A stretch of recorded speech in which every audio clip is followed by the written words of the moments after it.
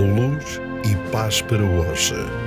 Uma série de temas bíblicos da autoria de Joaquim Dias, na voz de António Sala.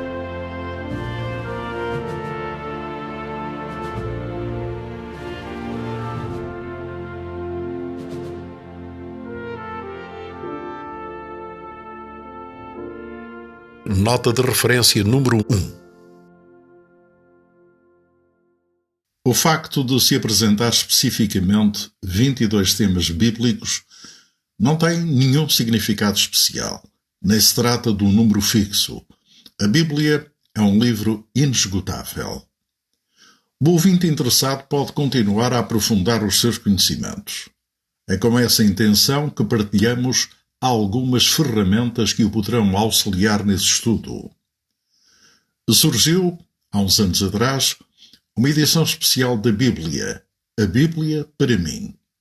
No dizer dos editores, trata-se de uma edição produzida em parceria com a Sociedade Bíblica Portuguesa e é uma iniciativa da Medicine One.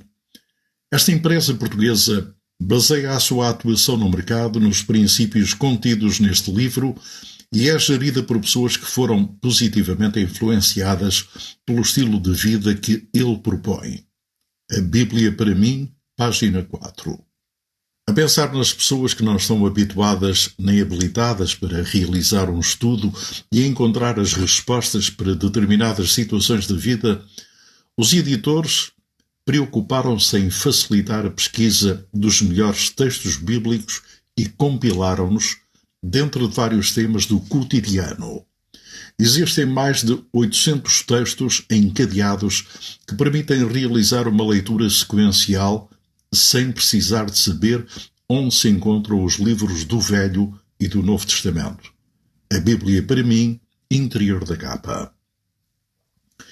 Informamos também o ouvinte que no livro A Bíblia em Português, Como, Quando e Para Quê, poderá encontrar informações importantes sobre cada livro da Bíblia, os seus estilos, regras de interpretação e de descodificação dos símbolos proféticos.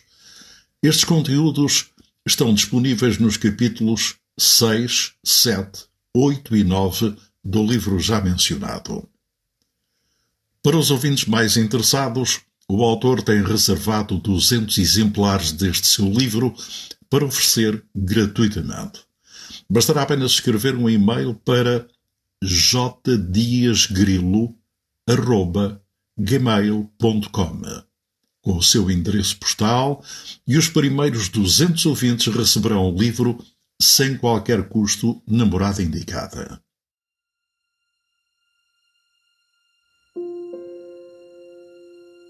Nota de referência número 2. A escolha é sua.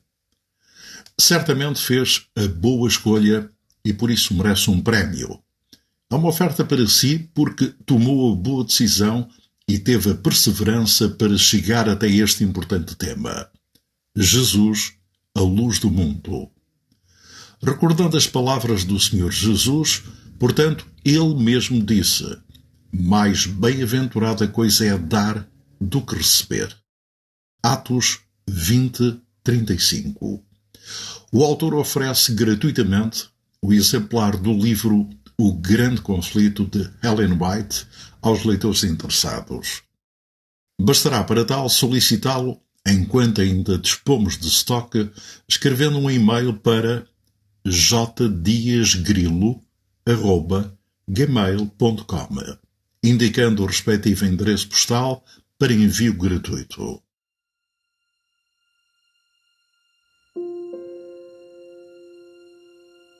Nota de referência número 3.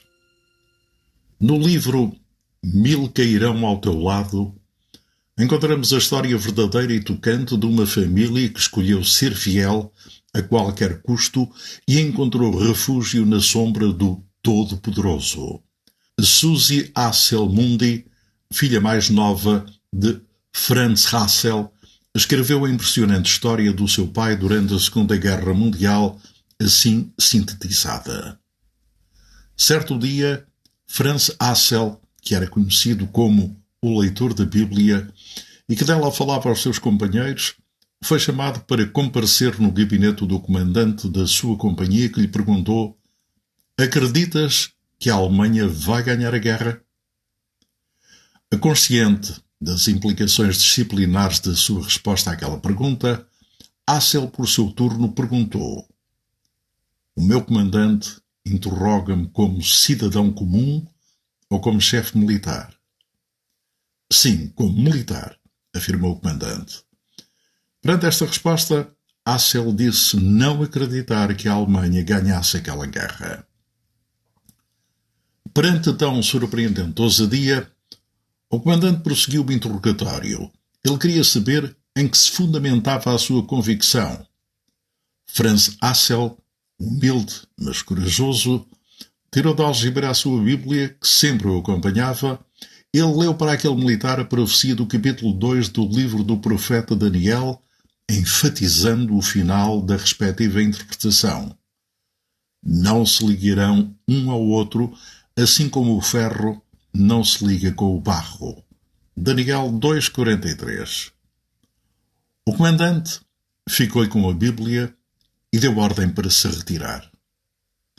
Pouco tempo depois, Franz foi de novo convocado pelo comandante da companhia, rodeado de 2 generais especializados em história e estratégia militar. Foi de novo confrontado com a mesma pergunta, face à qual Hassel leu novamente a profecia de Daniel 2 e categoricamente respondeu: a profecia bíblica é bem explícita. A Alemanha não pode ganhar esta guerra. Foi-lhe devolvida a Bíblia e aquele encontro terminou num ambiente de mutismo. Tudo indica que, pelo menos, aquele comandante deu crédito à profecia da estátua mostrada ao rei Nabucodonosor e à respectiva interpretação dada por Deus. Quando em 1945 a guerra terminou, aquela companhia militar tinha em reserva combustível e os meios necessários para a retirada atempadamente, que permitiu salvar muitas vidas. Esta feliz e real experiência da história contemporânea faz-nos lembrar outra vivida pelos primeiros cristãos que atenderam ao aviso de Jesus. Quando, pois, virdes estar no lugar santo a abominação da desolação predita pelo profeta Daniel, quem lê, entenda, então os que estiverem na Judeia fujam para os montes, e quem estiver no eirado não desça para tirar as coisas de sua casa. Quem estiver no campo não volte atrás para apanhar a sua capa. Mas ai das que estiverem grávidas e das que amamentarem naqueles dias. Orai para que a vossa fuga não suceda no inverno nem no sábado. Mateus 24, 15, 20. Com esta advertência, Jesus avisou e aconselhou os cristãos a aproveitar a inesperada possibilidade de fuga que ocorreria pouco tempo antes da destruição do templo em Jerusalém, no ano 70 da era cristã. A história registra este facto e Ellen White o descreve de maneira impressionante.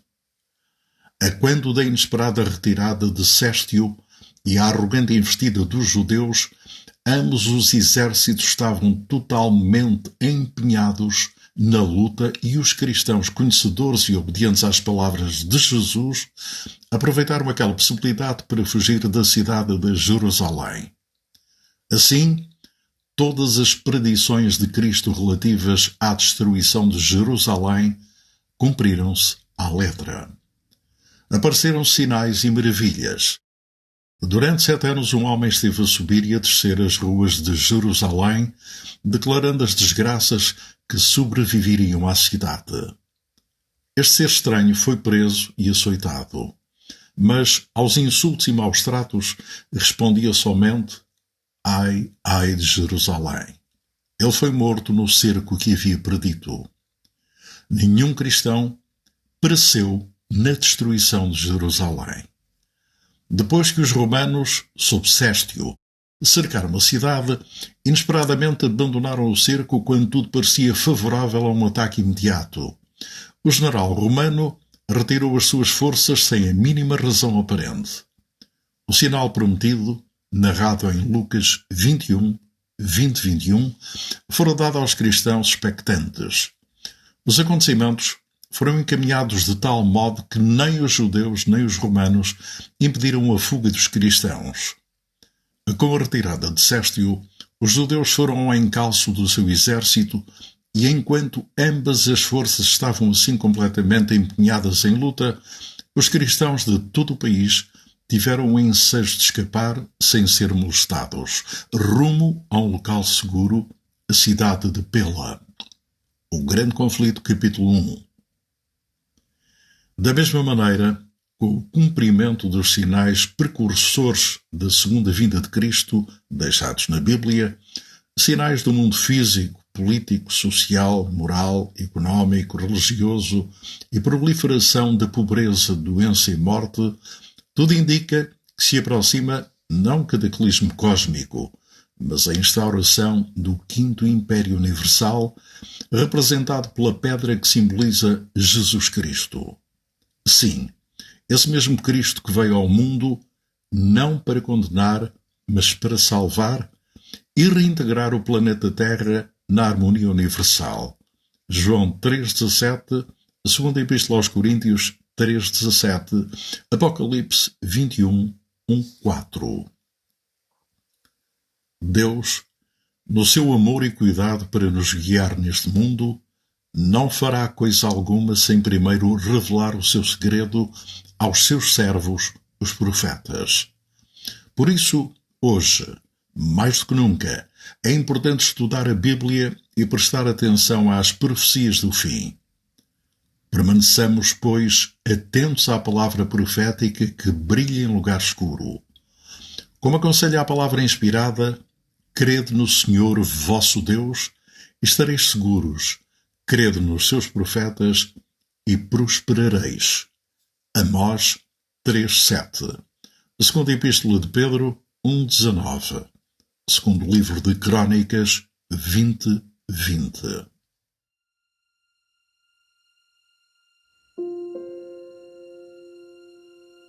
Nota de referência número 4. Esta profecia foi tema de estudo, de debate e de grandes decisões no campo de batalha na Alemanha durante a Segunda Guerra Mundial.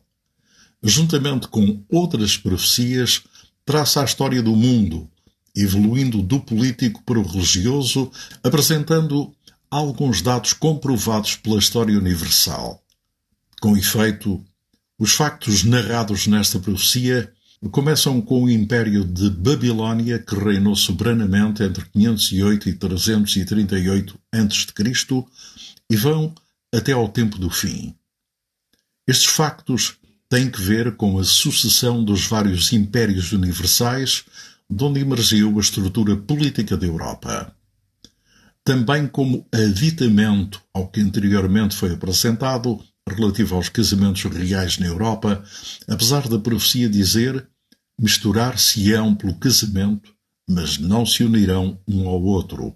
Ao longo dos séculos, muitos homens tentaram unir esses reinos novamente para formar um quinto império universal, mas todos fracassaram. Os casamentos deram-se especialmente entre as casas reinantes. Quando irrompeu a Primeira Guerra Mundial, quase todos os monarcas da Europa eram parentes. A Rainha Vitória da Inglaterra era chamada a avó da Europa, pois quase todos os reis pertenciam à sua dinastia. O rei da Espanha, o czar da Rússia, o rei da Inglaterra, o imperador da Alemanha, todos eram parentes. Nessa guerra, brigaram entre si tios, sobrinhos e avós. O resultado foi que quase todos os reinos caíram e foram substituídos por repúblicas.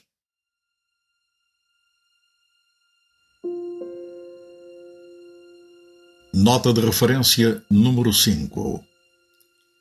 O livro de Ellen White, O Grande Conflito, como o próprio título do livro indica, O Grande Conflito de Ellen White, todo ele baseado nas profecias bíblicas, na história da Igreja e na história universal, é muito esclarecedor.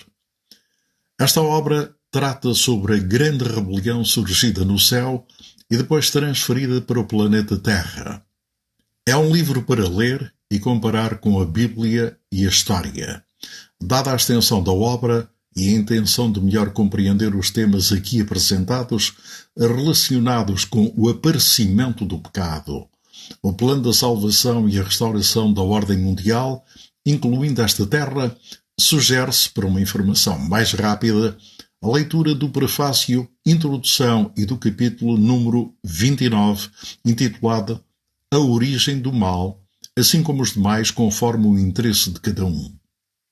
Este e os demais livros de Ellen White podem ser escutados em áudio, procurando no Google por Ellen White Áudio, português, capítulo por capítulo.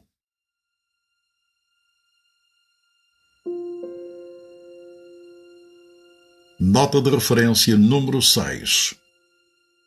Quando Jesus foi batizado no Rio Jordão, tornou-se evidente a realidade da Trindade. O Espírito Santo, em forma de pomba, proclama da parte do Pai: Este é o meu Filho amado, em quem me comprazo. Mateus 3, 16-17. Exatamente no início do ministério de Jesus, aparece a Trindade em ação. Significativamente, o mesmo aconteceu no momento da criação, em que Elohim, Deus na forma plural, diz: façamos o homem à nossa imagem, conforme a nossa semelhança. Gênesis 1:26. O cristianismo, indubitavelmente, é uma das 3 religiões monoteístas do mundo e disso há inúmeras provas na Bíblia. O cristianismo, no entanto, tem vantagem sobre o judaísmo e o islamismo porque, sendo um só Deus, existe e funciona sob a forma de 3 pessoas. Daí vem a palavra Trindade, tão atacada pelos atuais antitrinitaristas ou unitaristas que são na realidade os herdeiros do arianismo. Sem pretender explicar o inexplicável, considerem-se, no entanto, 2 pontos para reflexão sobre este tema demasiado excelso para a limitação humana. Sim, o termo Trindade não existe na Bíblia, bem como tantos outros termos que fazem parte do nosso léxico religioso. Mas, ainda que os termos possam estar ausentes, o que eles definem está claramente revelado. Está, no entanto, ao nosso alcance aceitar e compreender que pode haver unidade na diversidade. Temos o exemplo do termo humanidade, que é o conjunto de bilhões e bilhões de pessoas humanas da mesma natureza, mas distintas e com funções diferentes. No caso da Trindade, trata-se de um Deus único formado por 3 pessoas da mesma natureza, mas com funções diferentes. É verdade, também não podemos compreender como 1 pode ser igual a 3, mas isso não deve ser motivo para preocupação.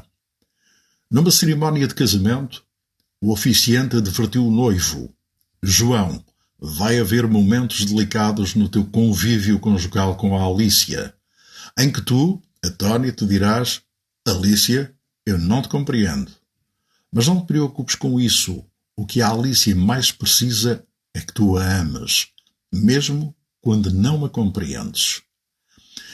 Este episódio leva-nos a pensar: se eu não consigo por vezes compreender a minha mulher, como posso eu compreender a Trindade?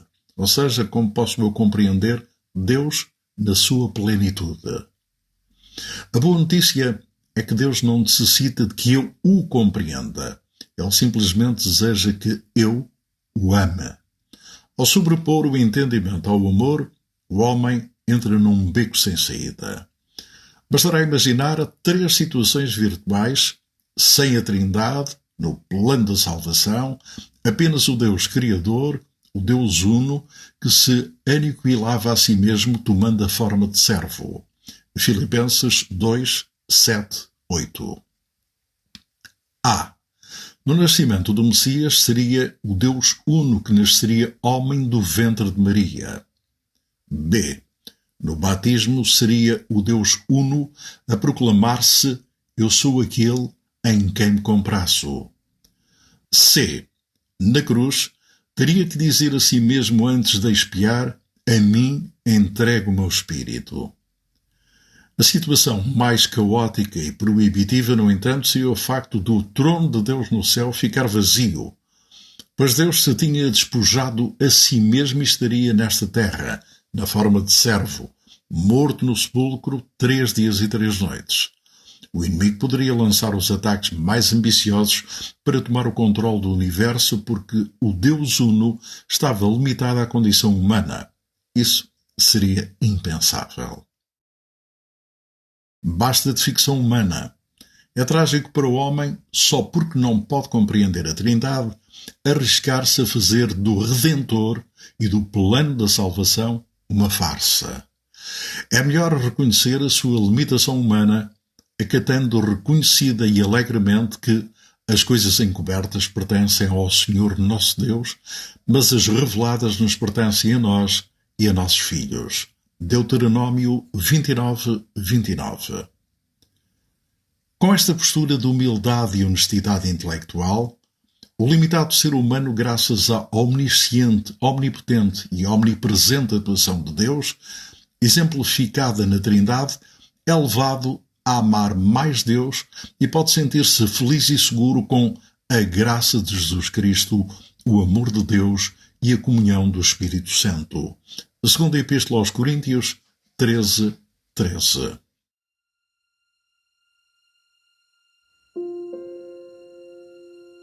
Nota de referência número 7. O excerto que se segue é retirado do livro O Desejado de Todas as Nações, de Ellen White, mais precisamente do capítulo 17, com o título Nicodemos. Nicodemos desejava grandemente uma entrevista com Jesus, mas recuava ante a ideia de o procurar abertamente. Seria demasiado humilhante para um príncipe judeu. Decidiu-se por uma vista em segredo no Monte das Oliveiras. Nicodemos ocultou a verdade no coração e por 3 anos pouco foi aparentemente o fruto, mas observava-lhe a vida e ponderava-lhe os ensinos. Repetidamente no Sinédrio frustrou os planos dos sacerdotes para o destruir. Quando afinal Jesus foi erguido na cruz, Nicodemos viu em Jesus o Redentor do mundo. Extraído do capítulo 17 do livro O Desejado de Todas as Nações. Para os ouvintes mais interessados em conhecer o texto na sua íntegra, o autor desta série oferece gratuitamente o livro mencionado, bastante para isso enviar um e-mail para jdiasgrilo@gmail.com com o endereço postal onde deseja receber o livro. Outra alternativa poderá ser dirigir-se à Igreja Adventista do Sétimo Dia mais próxima da sua residência, todos os sábados das 10 às 12 horas. Com efeito, todas as igrejas adventistas do Sétimo Dia são centros ativos de distribuição gratuita da edição especial deste livro, em 4 volumes. No site www.adventistas.org.pt é fácil encontrar os endereços das igrejas adventistas do Sétimo Dia da sua zona, clicando na coluna da esquerda em Igrejas em Portugal. Reitera-se que este e os demais livros de Ellen White podem ser escutados em áudio, procurando no Google por Ellen White Áudio, português, capítulo por capítulo.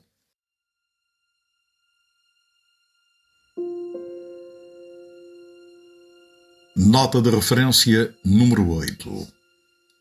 O discípulo João e as mulheres da Galileia haviam permanecido ao pé da cruz.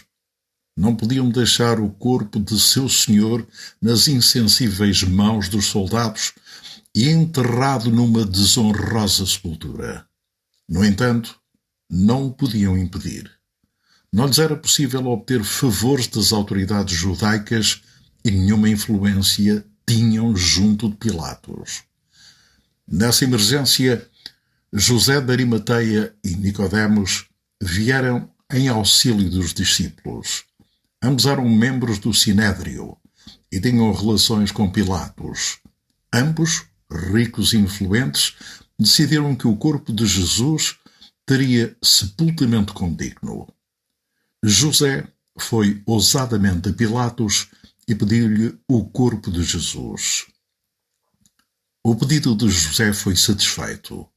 Enquanto João estava aflito quanto ao sepultamento do Mestre, voltou ele com a ordem de Pilatos acerca do corpo de Cristo.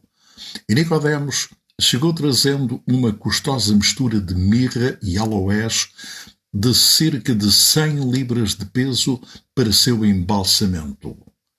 Ao mais honrado em Jerusalém, não se poderia haver demonstrado mais respeito na morte. Os discípulos surpreenderam-se de ver esses ricos príncipes tão interessados como eles próprios no sepultamento do Senhor. Depois da ascensão do Senhor, quando os discípulos foram dispersos pela perseguição, Nicodemos tomou ousadamente a dianteira. Empregou a sua fortuna na manutenção da igreja infante que os judeus haviam esperado tão extirpada com a morte de Cristo. No tempo de perigo, aquele que tão cauteloso e duvidoso fora mostrou-se firme como a rocha, animando a fé dos discípulos e fornecendo meios para levar avante a obra do Evangelho. Nicodemos relatou a João a história daquela entrevista e por sua pena foi ela registada para instrução de milhões. As verdades aí ensinadas são tão importantes hoje em dia como naquela solene noite na sombria montanha, quando o príncipe judeu foi aprender com o mestre da Galileia o caminho da vida. DTN, capítulo 80.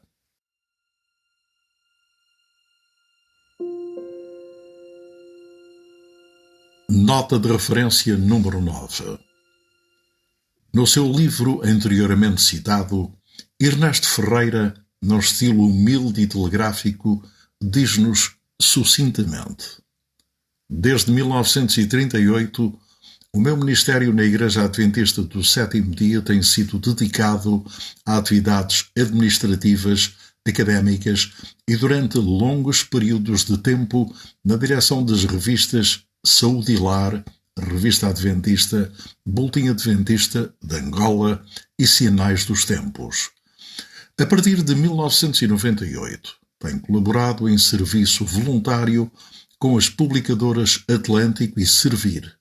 A Verdade Cristã, página 9. Graças, no entanto, ao artigo de Paulo Sérgio Macedo na Revista Adventista, temos uma descrição mais detalhada e elucidativa. Ernesto Ferreira conheceu a mensagem adventista em 1938, tendo recebido estudos bíblicos através do pastor Manuel Leal. Fez parte do corpo docente do curso bíblico em Lisboa de 1941 a 1944.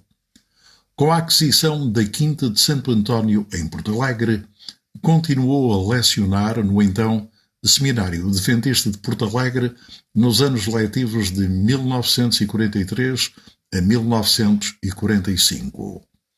De 1945 a 1949, exerceu as funções de diretor e professor desta instituição. No ano letivo de 1949-1950, esteve no Seminário Teológico Adventista de Washington, D.C., nos Estados Unidos da América. De regresso a Portugal, foi confiada à presidência da União Portuguesa dos Adventistas do Sétimo Dia, a cargo que desempenhou de julho de 1950 a dezembro de 1957. De 1958 a 1968, serviu a Igreja como presidente da União Angolana dos Adventistas do Sétimo Dia. Durante a sua permanência em Angola, além do trabalho de evangelização, teve especial atenção para com os pastores e os membros locais, nomeadamente na formação pessoal e profissional. Em janeiro de 1969, iniciou-se a sua segunda presidência à frente da União Portuguesa dos Adventistas do Sétimo Dia, que se prolongou até 1974. Foi então chamado para diretor do Departamento de Teologia e pastor do Colégio Adventista de Sagunto, em Espanha. De 1974 a 1977, ano em que retornou pela primeira vez à presidência da Obra Adventista em Portugal, até à sua reforma em 1979. Depois da sua aposentação, em janeiro de 1980, ainda exerceu as funções de diretor do Colégio Infanta Dona Joana, em Lisboa, 1995-1997. A vida de Ernesto Ferreira esteve sempre ligada à obra das publicações em Portugal, tendo sido autor de vários livros e inúmeros artigos. A sua última obra tem como título A Verdade Cristã e foi publicada em abril de 2012, já com a idade de 99 anos. Nesse texto, pela primeira vez, deixou registada a sua história pessoal de conversão e teve como motivação a partilha dos fundamentos da sua fé. Ver Revista Adventista e Arautos de Boas Novas. Ernesto Ferreira faleceu em 2012 com 99 anos. Mas a sua memória e a sua influência não terminaram. O seu exemplo, o seu testemunho, assim como os vários livros que escreveu e os numerosos artigos publicados em revistas, continuam a ser uma grande fonte de ensino e de inspiração. Outro facto incontornável para a memória de Ernesto Ferreira é que do seu casamento com Irene Vieira nasceu em 1941 Teófilo Ferreira e do casamento de Teófilo Ferreira com Odete Reis nasceram Hélia e Paulo Ferreira. A vida de Teófilo Ferreira ficou marcada como pastor missionário, teólogo, professor e, acima de tudo, como tradutor da Bíblia. Assim como prova de que a luz semeia-se para o justo, Salmos 97:11, e a demonstração de que a vereda dos justos é como a luz da aurora que vai brilhando mais e mais até ser dia perfeito, Provérbios 4:18, a exemplar experiência e profícuo ministério do pastor Ernesto Ferreira, assim como a multifacetada carreira evangelista do seu filho pastor Teófilo, tem continuidade na pessoa de seu neto, pastor Paulo Ferreira, presentemente em Bragança. Como foi dito anteriormente, este poderoso, humilde e sincero testemunho do pastor Ernesto Ferreira é muito importante e merece ser divulgado, quer seja como o Espírito Santo conduz a quem anela conhecer a viver a verdade cristã, como pode ser uma ajuda oportuna para alguém que, como Ernesto Ferreira, ao longo da sua trajetória, fica com a convicção de que alguns paradigmas das doutrinas da sua Igreja colidem com a verdade revelada na Sagrada Escritura. Se essa convicção persiste, torna-se num assunto de honestidade pessoal, que cada um reflita e se interroga, como fez Ernesto Ferreira. Como posso continuar eu, honestamente, a querer e praticar falsos batismos de água por aspersão a crianças, ouvir ou buscar perdão dos pecados a um homem pecador como eu, celebrar missas pelos mortos, adorar imagens de santos à espera da ressurreição, profanar o dia de sábado, ordenado e santificado por Deus, etc, etc. Como posso?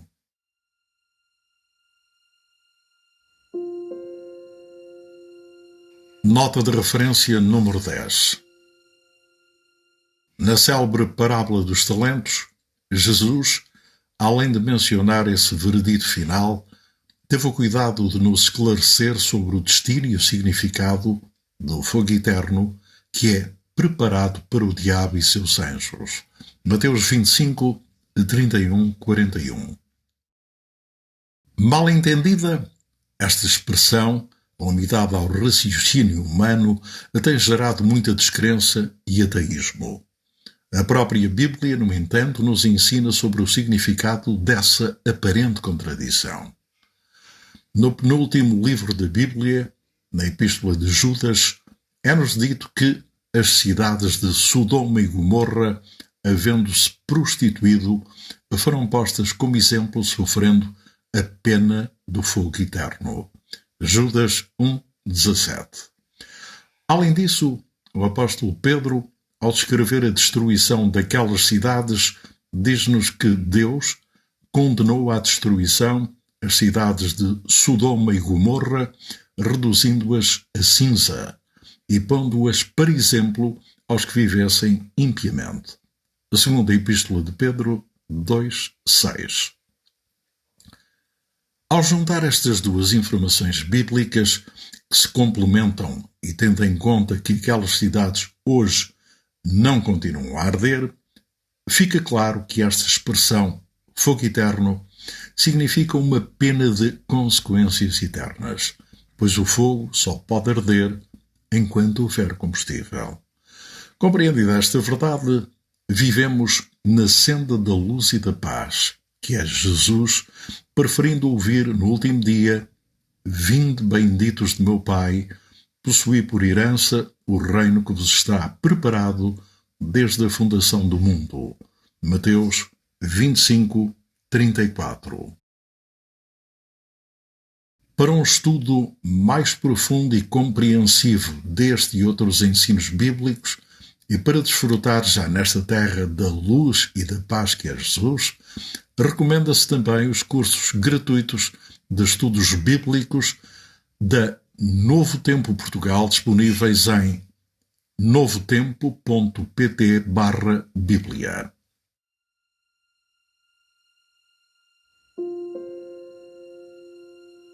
Nota de referência número 11.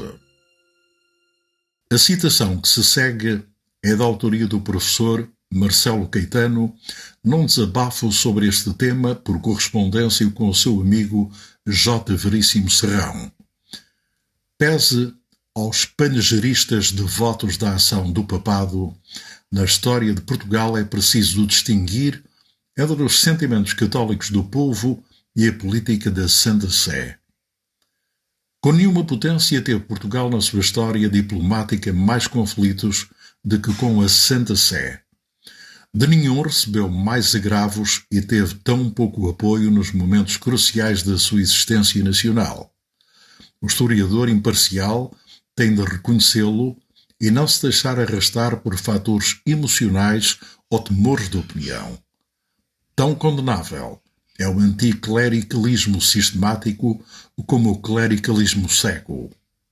Uma coisa são os valores cristãos, outra a tortuosa política eclesiástica. Não escondo que os primeiros abalos da minha fé, que era forte e pura, resultaram dos contactos com a diplomacia da Igreja, mais movida por interesses temporais do que pelas razões da doutrina. Retirado de Marcelo Caetano, Confidências no Exílio, Editorial Verbo, 1985, quinta edição, página 143, citado por Joaquim Dias em A Bíblia em Português, Como, Quando e Para Quê, página 39.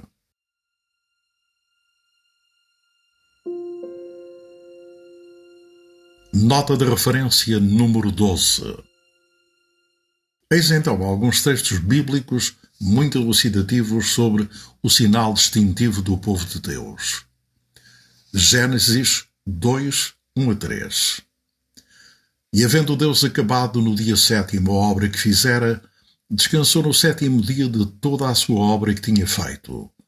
E abençoou Deus o dia 7º e o santificou, porque nele descansou de toda a sua obra que Deus criara e fizera. Isaías 56:1-7. Bem-aventurado o homem que fizer isto, e o filho do homem que lançar mão disto, que se guarda de profanar o sábado e guarda a sua mão de fazer algum mal aos filhos dos estrangeiros. A todos os que guardarem o sábado, não o profanando, e os que abraçarem a minha aliança, também os levarei ao meu santo monte, e os alegrarei na minha casa de oração, porque a minha casa será chamada casa de oração para todos os povos. Isaías 66, 22, 23. Porque como os novos céus e a nova terra, que hei de fazer, estarão diante da minha face, assim também há de estar a vossa posteridade. E será que desde um sábado até ao outro virá toda a carne a adorar perante mim, diz o Senhor. Ezequiel 20, 11, 12, 20. E dei-lhes os meus estatutos, e lhes mostrei os meus juízos, os quais, cumprindo-os, o homem viverá para eles. E também lhes dei os meus sábados, para que servissem de sinal entre mim e eles, para que soubessem que eu sou o Senhor que os santifica. Marcos 2, 27, 28. E disse-lhes: o sábado foi feito por causa do homem, e não o homem por causa do sábado. Assim o Filho do Homem até do sábado é Senhor. Primeira Epístola de Pedro 2, 9. Mas vós sois a geração eleita, o sacerdócio real, a nação santa, o povo adquirido, para que anuncieis as virtudes daquele que vos chamou das trevas para a sua maravilhosa luz. Concretamente, esse povo é distinguido pela sua obediência e fidelidade a Deus e assim reiteradamente sintetizada. Aqui está a paciência dos santos. Aqui estão os que guardam os mandamentos de Deus e a fé de Jesus. Apocalipse 14, 12.